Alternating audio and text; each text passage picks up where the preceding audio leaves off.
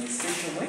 Thank you, Madam IDP and the entire team for nurturing us. Me, I am not a pessimist, I am an optimist. I know all what you have imparted to us. Together, in spite of the field challenges, we shall conquer and then build together Uganda and Africa as stakeholders. As a security sector, we put into perspective that all the anti-corruption agencies, IDP, Anti-Corruption Unit, the DPP, we are answerable to them, all of them, by virtue of the fact that their mandate is derived from the presidency in the fight against corruption. And we shall always seek for their discretion. So going by the 4th National Development Plan that we are all being ushered into, as a security sector, we have dwelt first and foremost this year on the parish development model. The war against teach, make, each, keken. And of course, I've heard the members here talking of the big fish. The big fish, it is true, but even some our parishes, you find a circle leader taking 1 million from the masses. That is corruption. So, Madam IDP, I have listed a litany of corruption matters which you have handled. I thank the Assistant RDCs, Omom, Okelo, police, DPC, prisons, my DSO here, Chibi Patrick, for the combative efforts I've listed. And I can briefly say that when it comes to parish development model, by yesterday, I have not documented the Apala issue. By yesterday, 20 million shillings had gone back to it, which had been extorted, has gone back. By yesterday, that one I have not documented, where the man has been wiring on refunding. But it has been our collaborative efforts. Now, Madam IDP, the agenda in this is to show that even as there are efforts up there to fight corruption among the big fish, even as at the local government symmetry, we are trying to create transparency in line with the guidelines of His Excellency, the President. So we shall continue because the ultimate agenda is to see that the 33% are incorporated into the modern income economic class in line with the NRM manifesto. But the agenda of fighting corruption will continue. So money has been disbursed back to the beneficiaries, and we are gradually sensitizing the masses in line with the values of transparency. Ministry of Health has been here this week and has guided us together, the Chairman Kao, the DHO, about some of the areas as a district we have been committing. Among them, extorting of money from patients, mothers, and all that and all that. But I thank God that by the time Ministry of Health came, as security, we had played our part. And that is why one of the prominent doctors have even, the cases there, the DPP is now in Kampala streamlining the case. We had to net him after several warnings because that doctor was leading a syndicate of extortion. And as Minister of Health in his independent investigations, which as security we had already shown that some of these corruption tendencies. He's a clinical officer, a medical worker rather, a medical worker. But chairman, it's all about corruption. Whether somebody is a clinical officer, a doctor, corruption, taking money from any person, it has nothing to do with the titles. So that one, and I can promise you, Madam IDP, as security, I thank God we have done our work. That is why we don't have a sense of shame. We can work, we can be transferred everywhere, we have left a good name. That one I can say before God and the appointing authority together, as a team. So with the health sector, we have made resolutions. Both through stakeholders engagement, but also where necessary, carrying out arrests.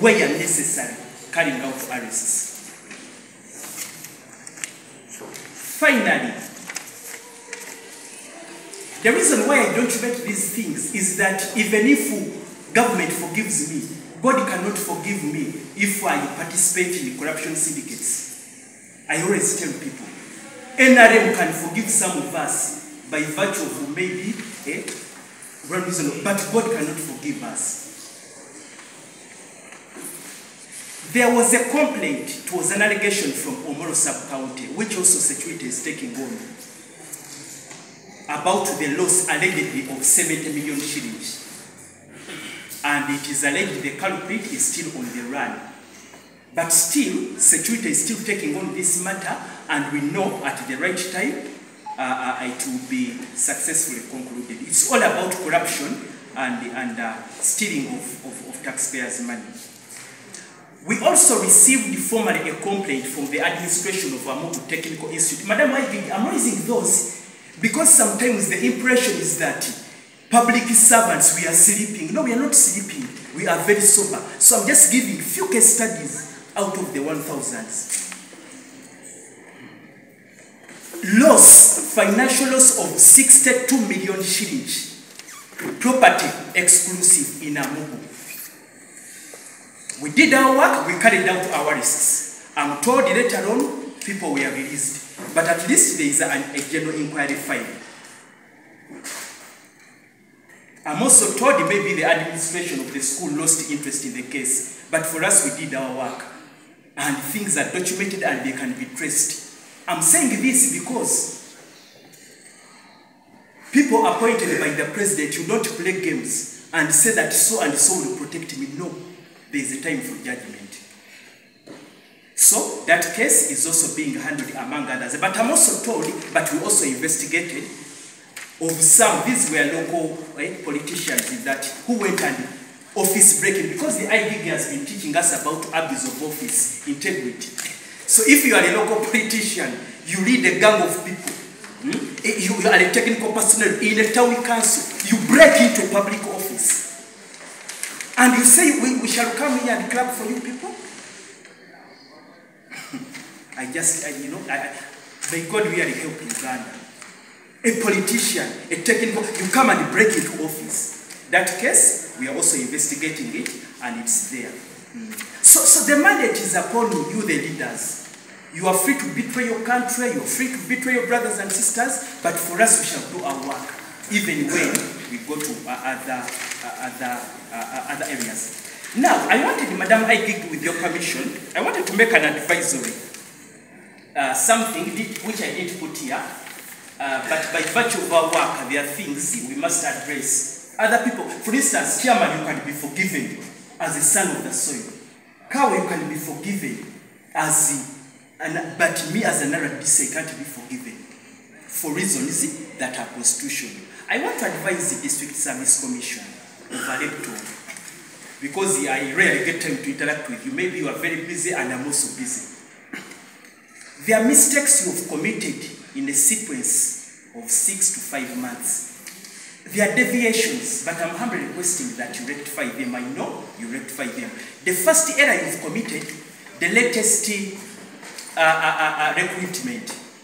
First and foremost, you deliberately, as District Service Commission, never displayed the list of those who have qualified both for the oral and the other aptitude, the interviews. And people are complaining to us everywhere.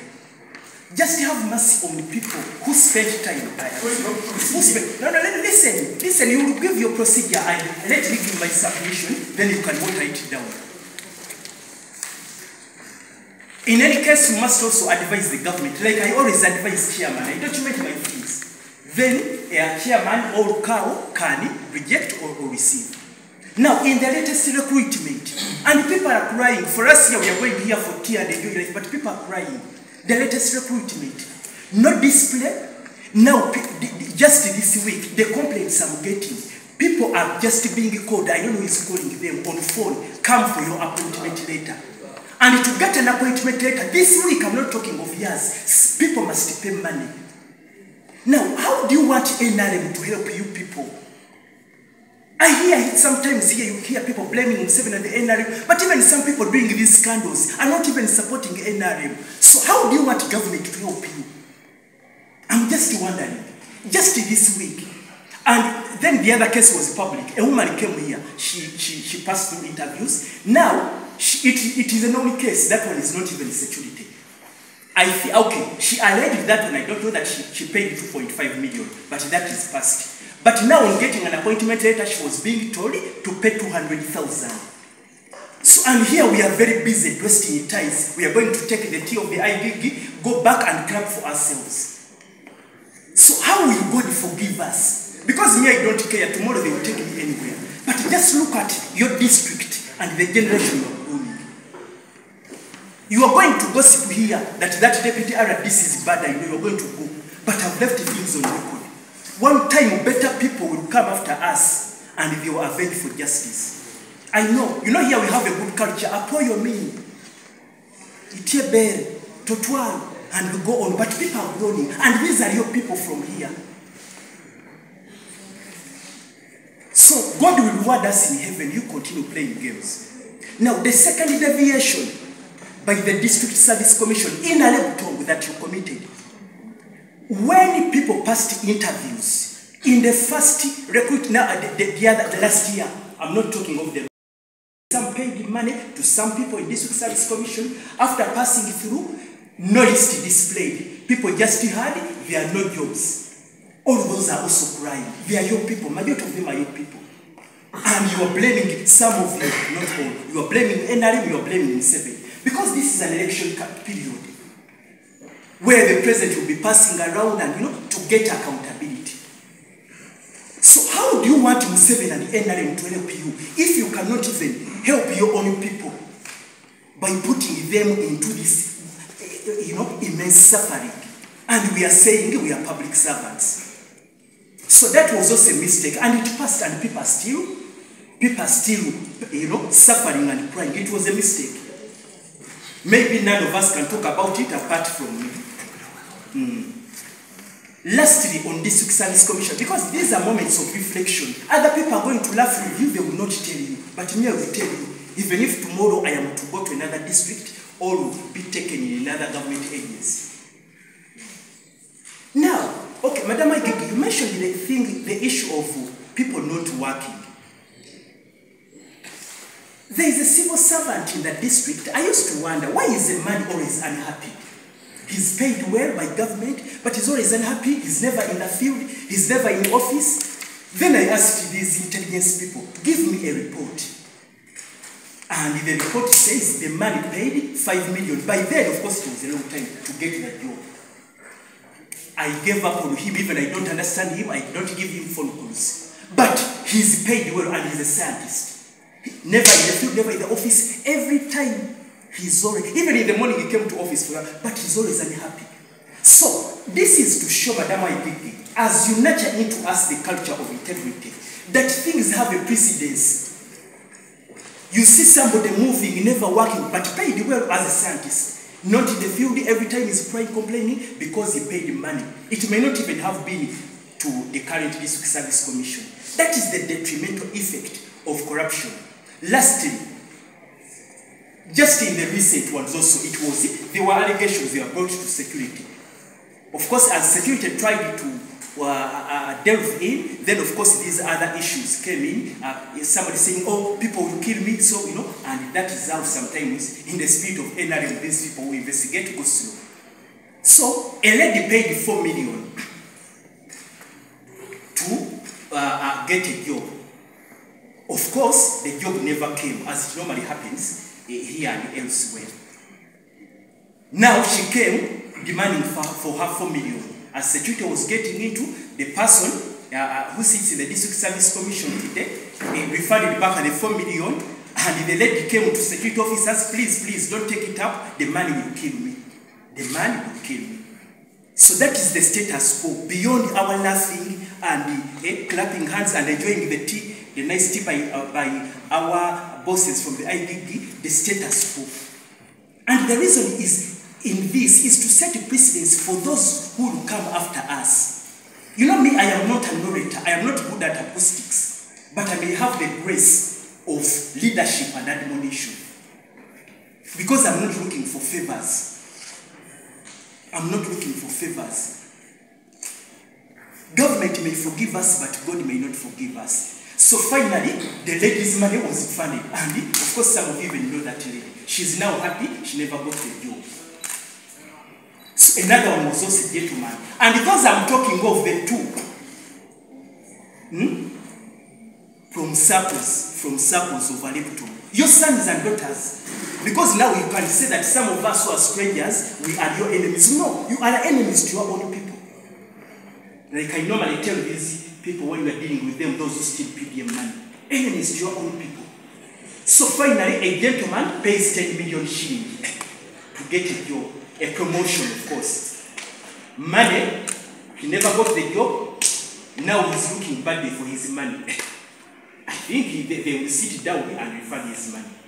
Madam Ebigi, may God bless you for God and my country. Thank you for watching Lango News channel. Please subscribe for more updates.